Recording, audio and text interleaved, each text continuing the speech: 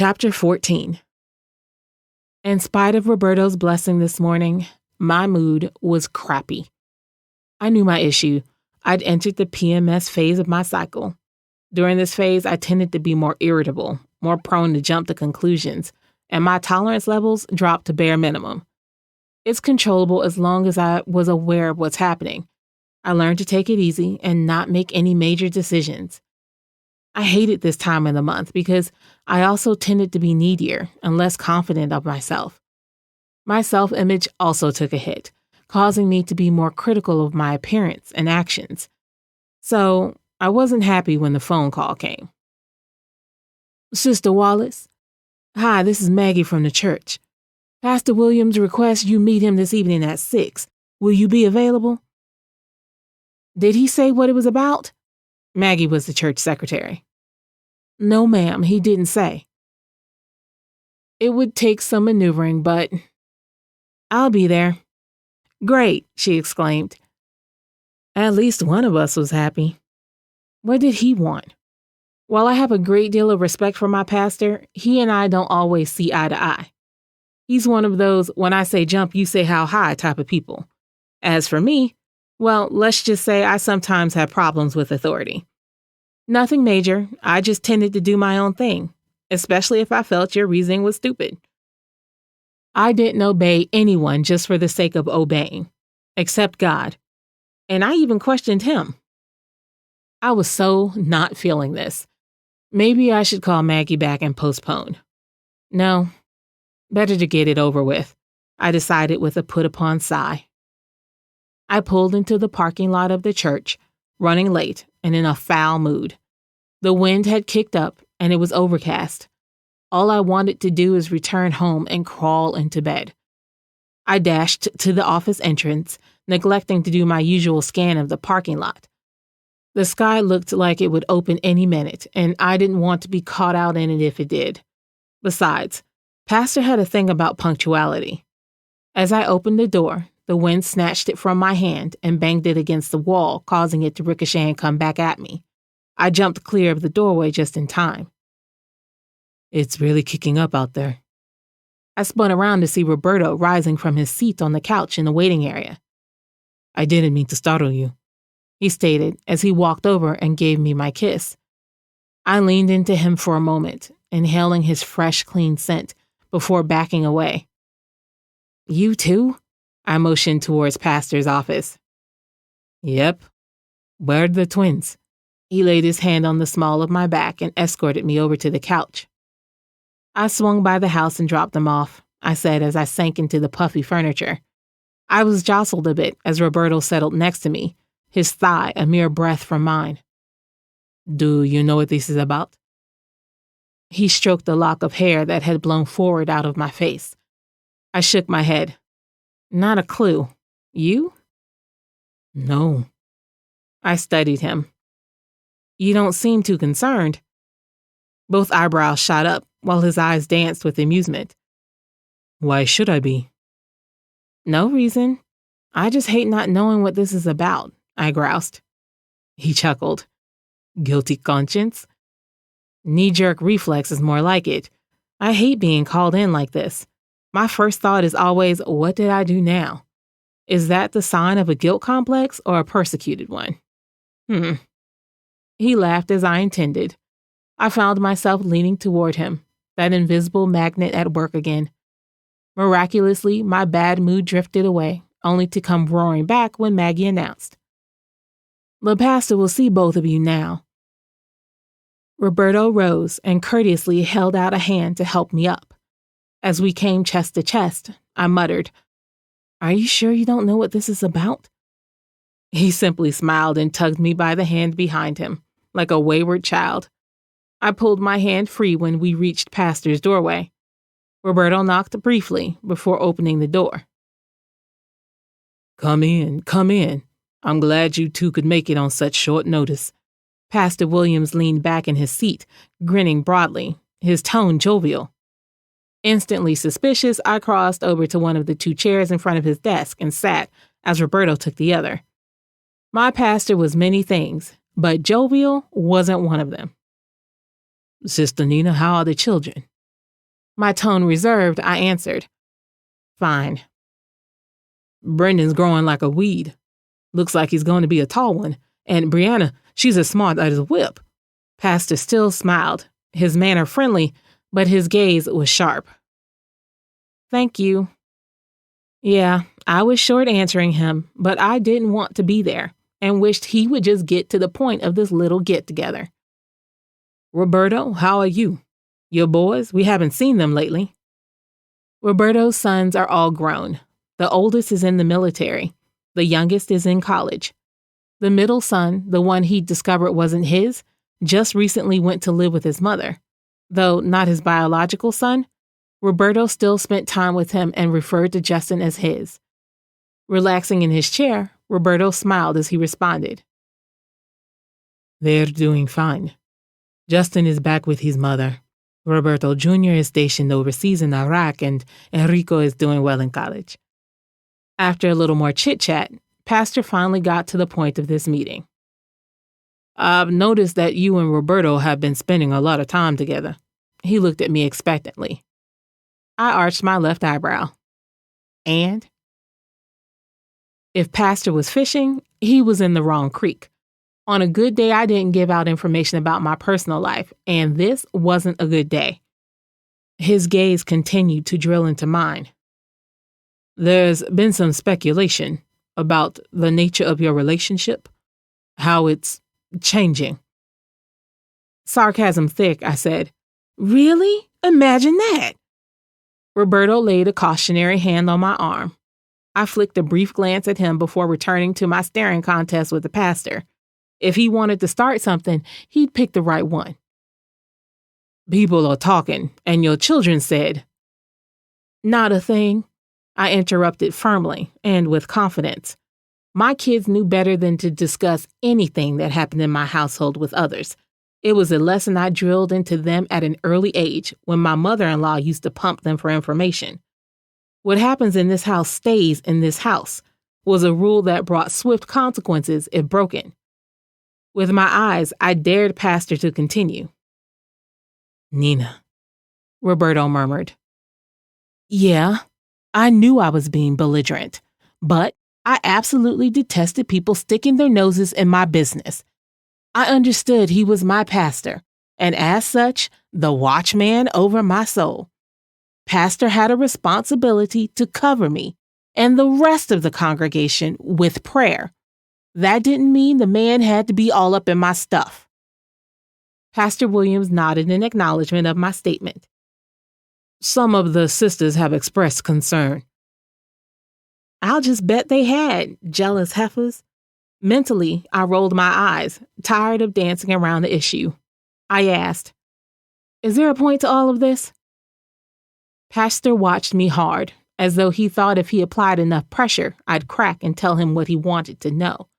Like I was the weakest link, or maybe the most dangerous person in the room and he needed to keep an eye on me for his own safety, which wasn't too far from the truth the way I felt.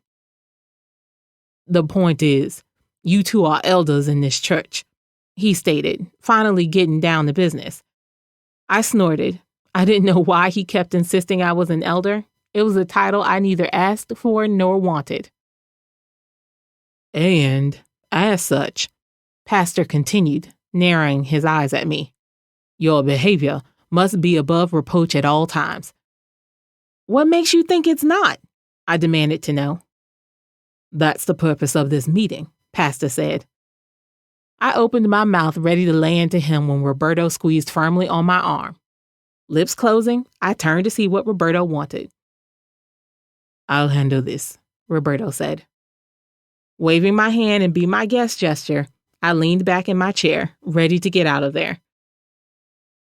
This whole thing was a waste of my time. It definitely wasn't the right time of month to attempt a rational, non-emotional conversation with me.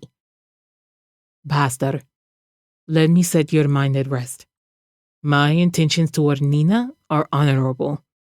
God showed me a couple of years ago that she's my wife. I love her, and when the time is right, we'll marry," Roberto said. There was a roaring in my ears. Their mouths continued moving, but I couldn't hear anything. God said I was his wife? Roberto loved me, and he told Pastor before discussing it with me? A red haze filled my vision.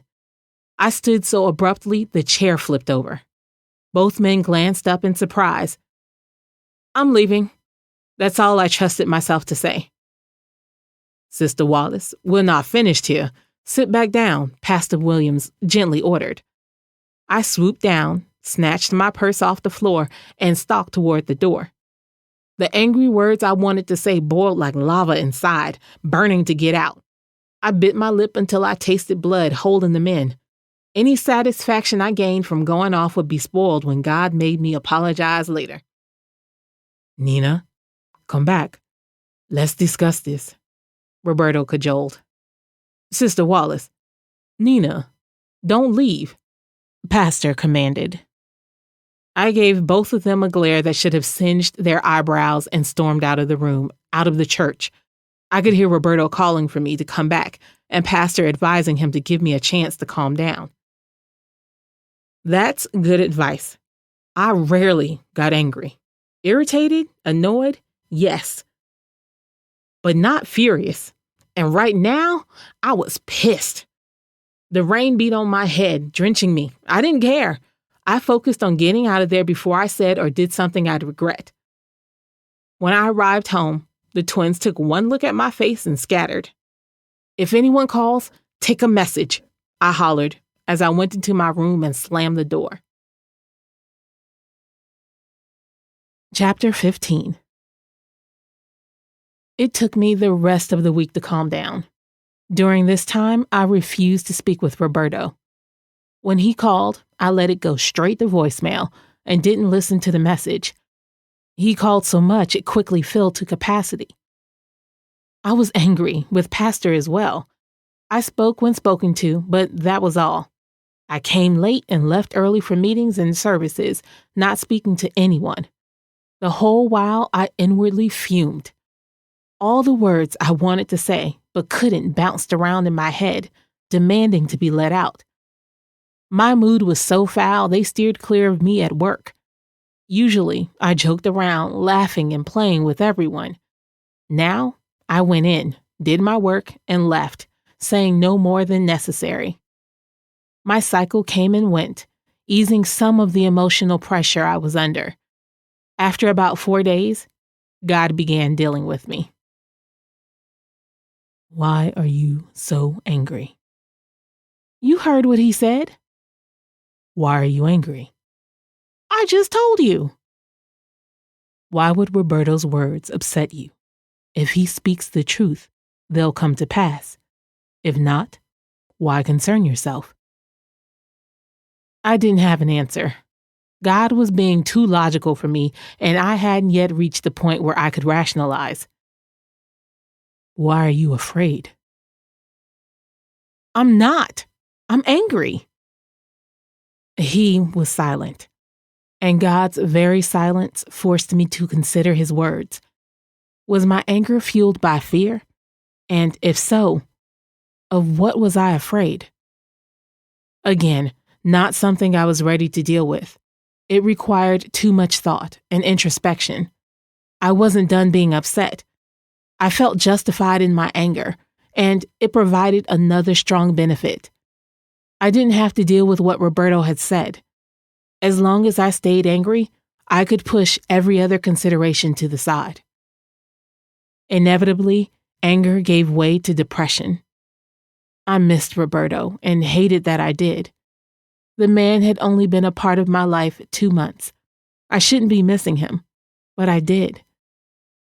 Even though it had only been less than 2 weeks since we last spoke. I broke down and listened to my messages. What I heard shamed me. They were all prayers for me, just as though I'd answered his calls. It humbled me, but I was still determined not to call him. The man thought he was in love with me, said God told him I was his wife. No, my way was better. I didn't love him, and God surely hadn't told me Roberto was my husband. To allow the relationship to continue, now that I knew how he felt about me, would be pure foolishness, not to mention cruel. Better to end it now, before one of us, I, got hurt. Friday came. The twins were going with their father for the weekend, and I'd be home alone. This time, Tyrone was picking them up from my house. After they left, it would just be me alone with my thoughts. While the twins waited for their father, I went into my room and changed into one of my ballet dresses. It was a one-piece black leotard with spaghetti straps and the black gauzy skirt that attached under the bust line. The material was airy and light and floated around my body with the slightest movement. For modesty, I usually wore a long-sleeved leotard and palazzo dance pants with it since the dress is backless, and the skirt only fell to mid-thigh in the front, a little lower in the back. Since I was basically alone in the privacy of my own home, I didn't care. The dress had a shelf bra, so I was braless. It was cut low in the front, its deep V-neck revealing a lot of cleavage. I loved it because it made me feel dancy and graceful like a ballerina, despite my size. I told the kids to call out when their dad arrived and went into the spare bedroom, a combination exercise, dance, all-purpose room. I found the CD I wanted and lost myself in the music. First, I crossed to the bar and warmed up, then moved to the center of the room to practice turns and jumps.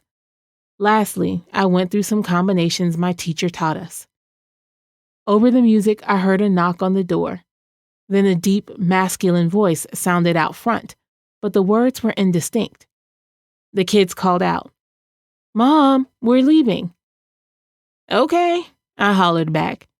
Now that they were gone, I could really let myself go. Eyes at half-mast, I dipped and spun, leapt, arched, and bowed as my dress floated around me. In my head, I could hear my instructor Kim saying, "Watch the hip movements, Nina. This is worship dance, not a striptease." And me jokingly replying, "I am watching the hips. I can't help it if their size makes every move look seductive." Hearing the music change, I knew the instrumental was building to a climax. I prepped, leg extended, toe out, hand up in the air, and went into a series of turns, spotting in the far corner away from the door so I didn't become dizzy. Once, twice. On the third spin, I impacted something hard. First, I thought I'd misjudged and run into a wall, until hard hands rose and gripped me by the waist. I looked up into deep, dark brown eyes. "Roberto," I gasped, wondering how he'd gotten into the house without my knowledge. "Nina."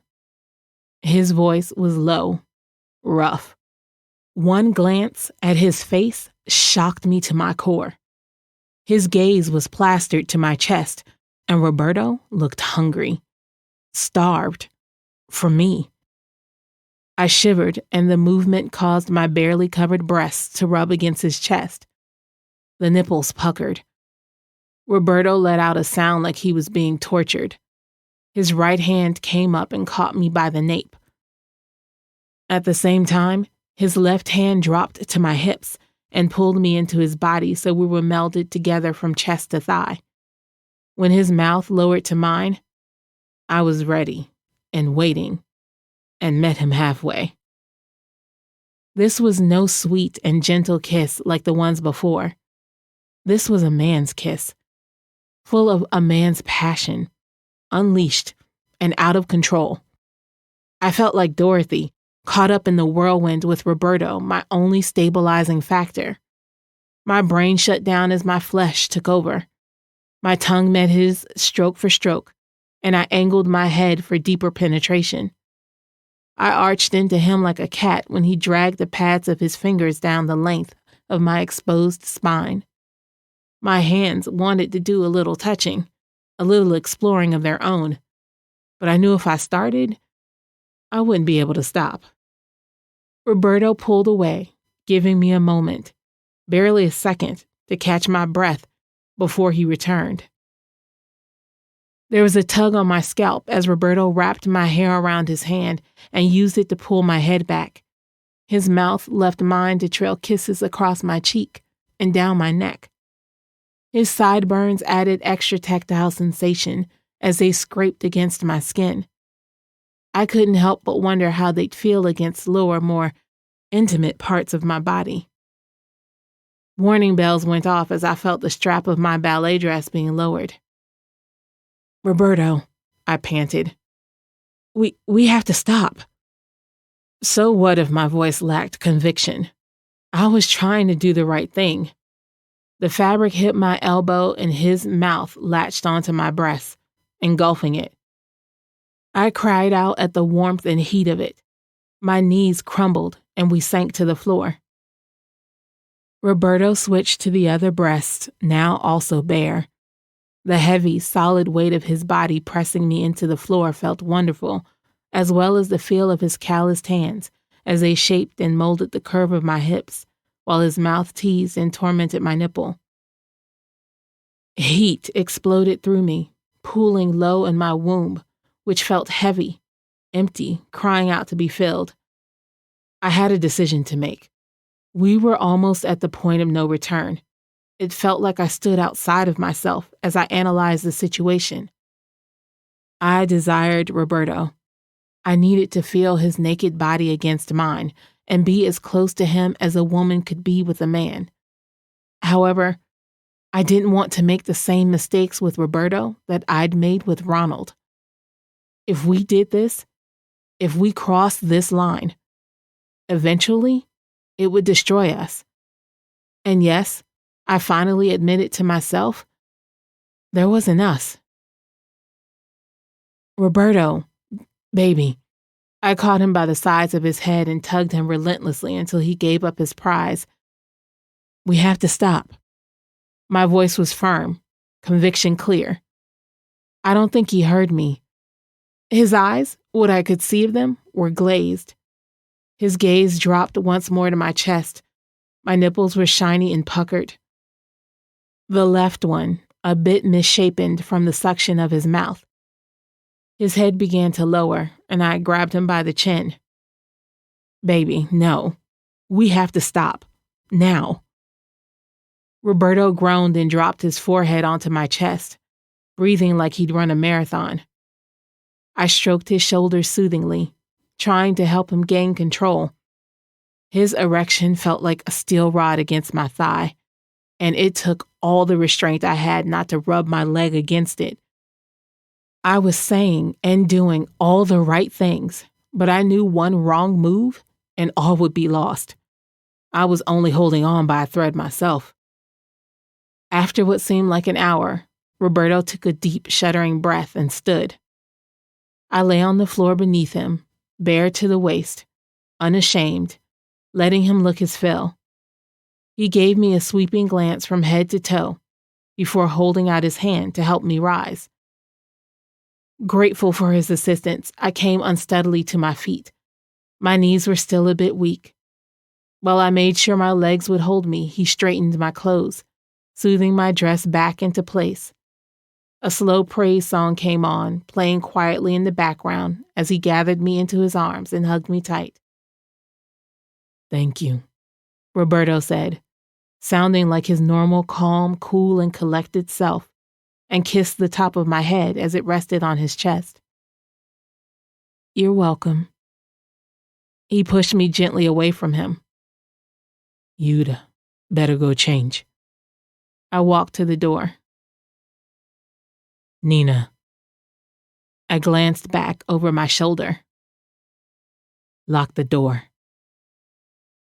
I swallowed as I noted the fire still burning in his eyes.